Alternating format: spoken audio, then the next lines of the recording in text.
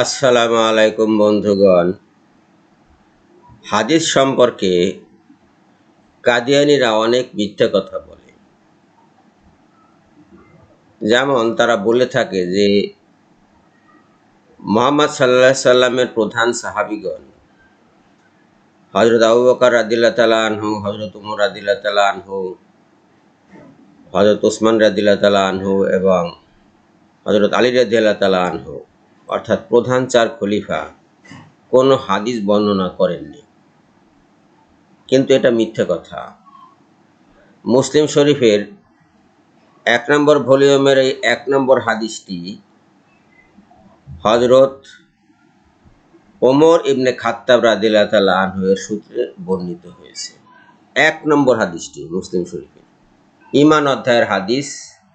হযরত জিবরাইল আলাইহিস সালাম এসে রাসূলুল্লাহ সাল্লাল্লাহু আলাইহি সাল্লামকে প্রশ্ন করেন যে ইসলাম কি, ঈমান কি, ইত্যাদি ইত্যাদি। এ ব্যাপারে রাসূলুল্লাহ সাল্লাল্লাহু আলাইহি সাল্লাম জবাব দেন এবং পরে রাসূলুল্লাহ সাল্লাল্লাহু আলাইহি সাল্লাম বলেন যে,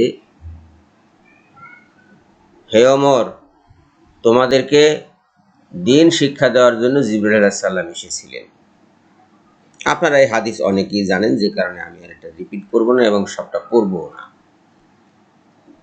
একই অবস্থা ঘটেছে বুখারী শরীফের ক্ষেত্রেও।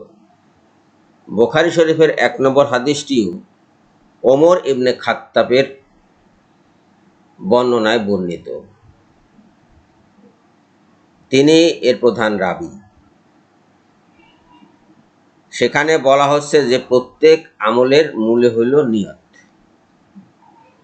বুখারী শরীফের ১ নম্বর হাদিস হযরত ওমর রাদিয়াল্লাহু তাআলা আনহু-এর বর্ণনায় এসেছে। এইভাবে দেখা যাবে যে প্রত্যেক সাহাবী কিছু না কিছু হাদিস বর্ণনা করেছেন।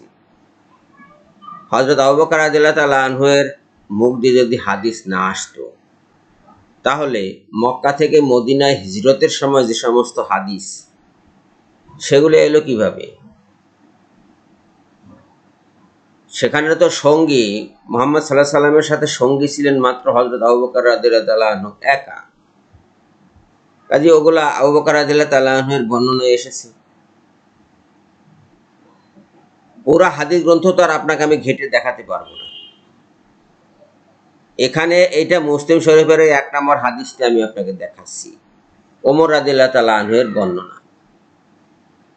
কাজেই এটা একটা মিথ্যে কথা যে ওনারা হাদিস বর্ণনা করেননি। কেউ কেউ বলে ওনারা বাধা দিয়েছেন, ওনারা নিষেধ করেছেন হাদিস লিখতে বা হাদিস বর্ণনা করতে। এইসব হাদিস তো প্রমাণ করে না তা। কোনো খলিফা হাদিস লিখতে নিষেধ করেননি, কোনো খলিফা হাদিস লিখতে বাধা দেননি। মুহাম্মদ সাল্লাল্লাহু আলাইহি সাল্লাম নিজেও হাদিস লিখতে বাধা দেননি। একবার তিনি মসজিদে ঢুকে দেখেন যে কিছু সাহাবী একটি কাগজে কি সব যেন লিখছে। তো জিজ্ঞেস করলেন যে তোমরা কি লিখছো? ওনারা বললেন যে আপনার কথাগুলো আমরা এখানে লিখে রাখছি। কোরআনের আয়াত সম্বলিত কাগজে তারা লিখে রাখছিলেন বলে প্রতীয়মান হয়।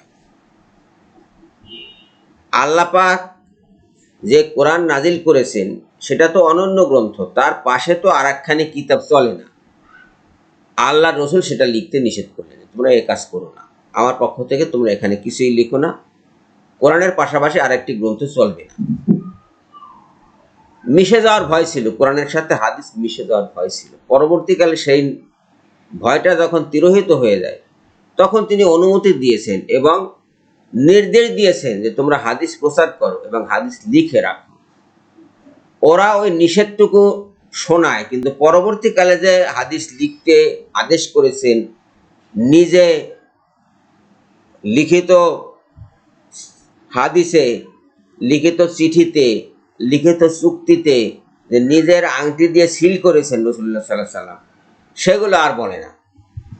বলে বিদায় হজের ভাষণে শুধু কোরআন অনুসরণ করতে বলেছে। তা বিদায় হজের ভাষণে কি শুধু একটি কথা বলেছে রাসূলুল্লাহ সাল্লাল্লাহু আলাইহি সাল্লাম?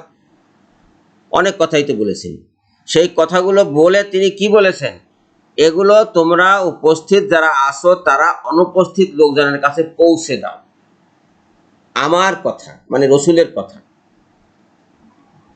তাহলে রসুল তো একটা কথা বলেননি, পৌঁছে দিতে বললেন কেন? সেটা অমান্য করার জন্য? রসুলের মুখের কথা হাদিস, সেই কথাগুলো রসুল্লাহ সাল্লাহ সাল্লাম পৌঁছে দিতে বললেন। উপস্থিত লোকজন যেন অনুপস্থিত লোকজনের কাছে পৌঁছে দেয়। তাহলে সেটা কি মিথ্যা? এই হাদিসগুলো যে পৌঁছে দিতে বললেন, এটি অমান্য করার জন্য পৌঁছে দিতে বলেছেন, যেগুলো অমান্য করতে হবে, কোরআন ছাড়া আর কিছু মানা যাবে না।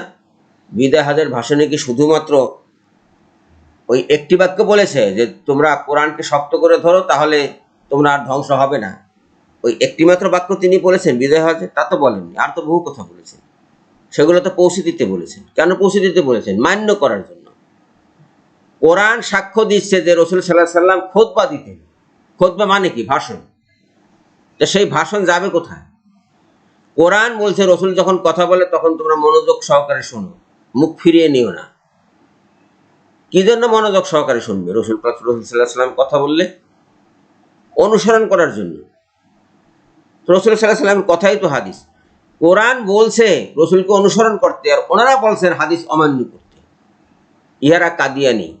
কেন হাদিস অমান্য করতে বলে?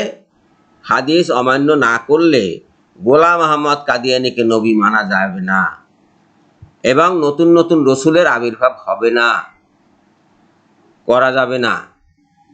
সেই কারণে তারা হাদিস অমান্য করতে বলে। কাদিয়ানিরা কাফের, একথা সত্য। সবাইকে ধন্যবাদ জানিয়ে এখনকার মতো বিদায় নিচ্ছি। আল্লাহ হাফেজ।